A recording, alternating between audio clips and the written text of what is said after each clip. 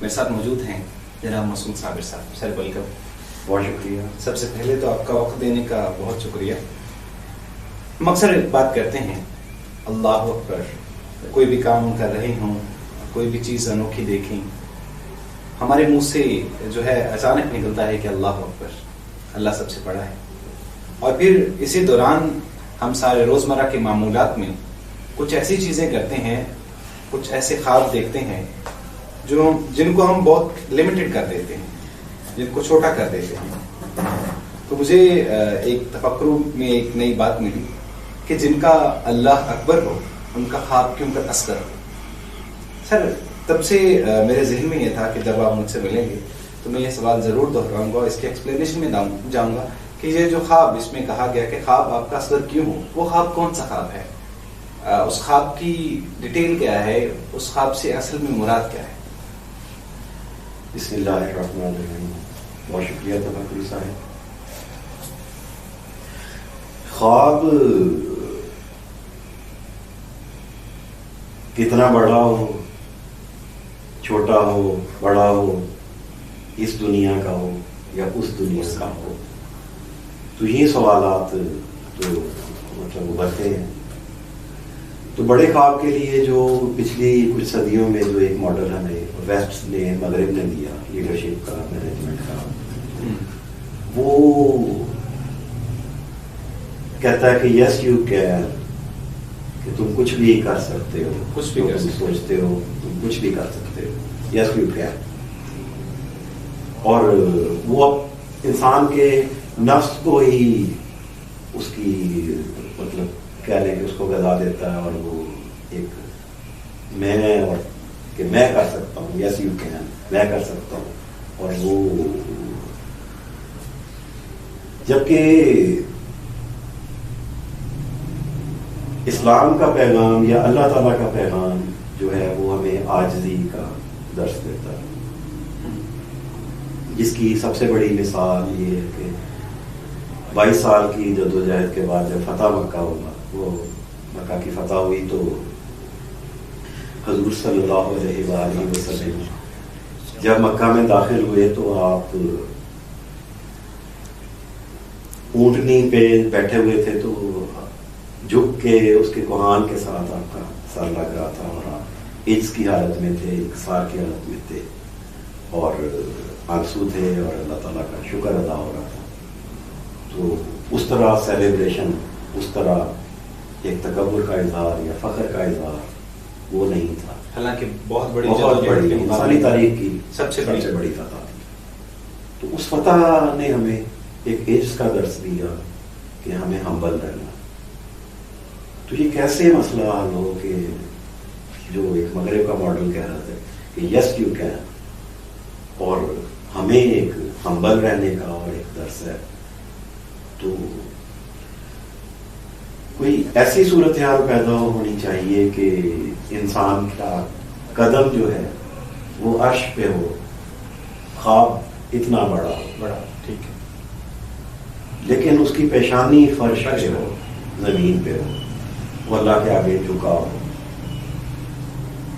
اور اس کو وہ اپنا کارنامہ سمجھ کے لیے ہوئے، اپنے نفس کو انا میں، تکبر میں اور اپنی میں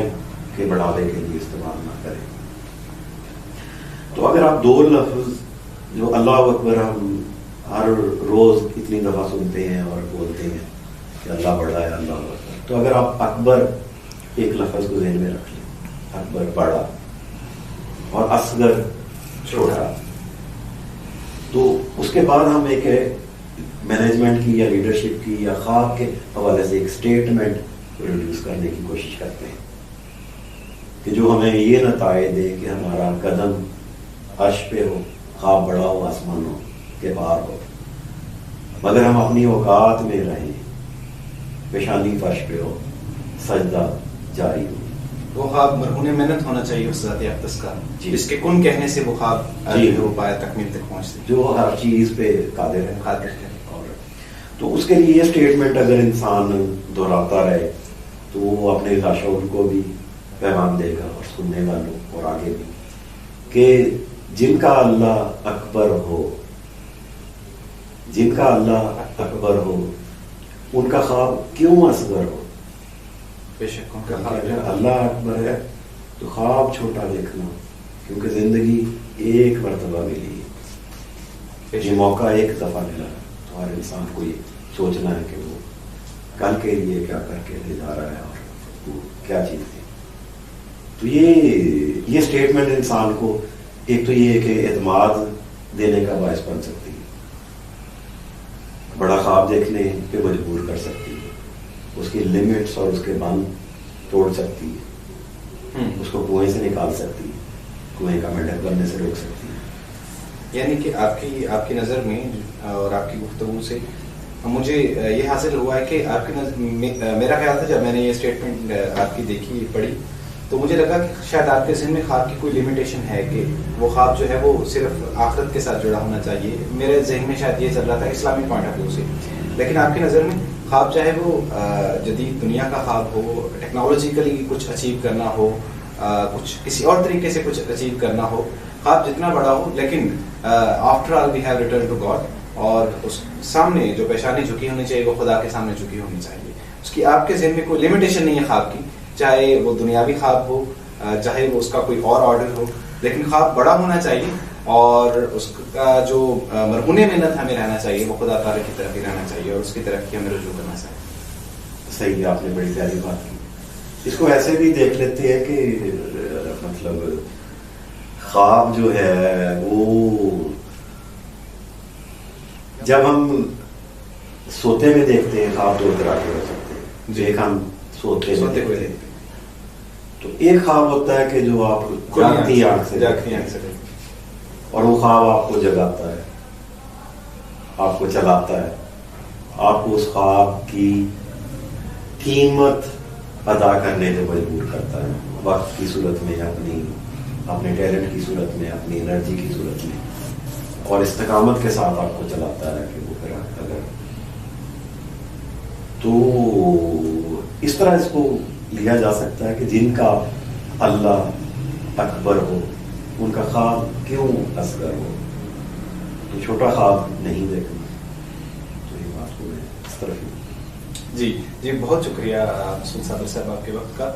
اسی کے ساتھ آج کی ہم اس گفتگو کو کنکلوڈ کرتے ہیں کہ خواب ہمیشہ جو ہے وہ، چونکہ ہمارا خدا اکبر ہے، اللہ جن کا اکبر ہے ان کا خواب اصغر نہیں ہونا چاہیے، اور خواب دوسری بات جو امپورٹنٹ بات کہ خواب ہمیشہ جاگتی آنکھوں سے دیکھیں، خواب بڑا دیکھیں، خواب جاگتی آنکھوں سے دیکھیں، خدا پر بھروسہ رکھیں۔ آپ کا جو پاؤں ہے وہ چاہے عرش پر ہو لیکن آپ کی پیشانی جو ہے وہ فرش پر ہو۔ ایک چیز ایڈ کر سکتے جی کہ جو خدا پہ بھروسہ جو ہے اس کا لازمی نتیجہ یہ ہے کہ انسان کو اپنی ذات کے اوپر ایک اعتماد ملتا ہے، کانفیڈنس ملتا ہے۔ بالکل، تو وہ اللہ پہ بھروسے کا، اس کو آپ اس طرح دیکھ سکتے ہیں کہ حضور صلی اللہ علیہ وآلہ وسلم کے اسماء مبارک میں سے ایک المتوکل بھی ہے، توکل کرنے والا۔ تو اگر ہم سیرت کو پڑھتے ہیں اور دیکھتے ہیں تو ہمیں نظر آتا ہے کہ آپ نے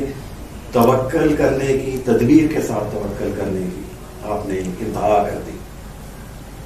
اور جب ہم دوسرے اس کے مقابلے میں اللہ تعالیٰ کی عطا دیکھتے ہیں تو جیسے کہ اس کا وعدہ تھا کہ آپ کو راضی کیا جائے گا، تو نتائج جو ملے وہ بھی توکل کے بدلے میں وہ اس سے کئی گنا زیادہ تھے کہ جو امید تھی، اور وہ جاری ہیں اور وہ سارا سلسلہ چل رہا ہے۔ جی بالکل تو یہ بات جی تھینک یو۔ ناظرین، جو توکل ہے اور بھروسہ ہے اس کو میں یوں بیان کروں گا کہ اگر میں اس وقت کیمرے کی اسکرین پہ موجود ہوں اور اگر میں اکیلا ہوں تو کیمرے کے پیچھے کوئی ریکارڈنگ کرنے والا موجود نہیں ہے، تو مجھے ہر وقت یہ ڈر رہے گا کہ ریکارڈنگ ہو رہی ہے نہیں ہو رہی، مائک آن ہے نہیں ہو رہا ہے۔ اور لیکن اگر مجھے پتا ہے کہ میرے دوست جو حمزہ ہیں وہ کیمرے کے جو سامنے دیکھ رہے ہیں تو یہ مجھے بھروسہ رہے گا، یہ مجھے کانفیڈنس دے گا، یہ مجھے قوت دے گا۔ لیکن اگر یہی معاملہ جو ہے وہ خدا کی طرف ہو، جیسے مسعود صاحب نے کہا کہ ہمیشہ خدا پر بھروسہ رکھیں، اتنی بڑی ذات پر بھروسہ جب ہمارا ہوگا تو ہمارے کانفیڈنس کا لیول کیا ہوگا، اس کا رزلٹ کیا ہوگا، آپ بھی اس بارے میں سوچیے، میں بھی سوچتا ہوں۔ ملتے ہیں اگلی نشست میں، تب تک کے لیے اللہ حافظ۔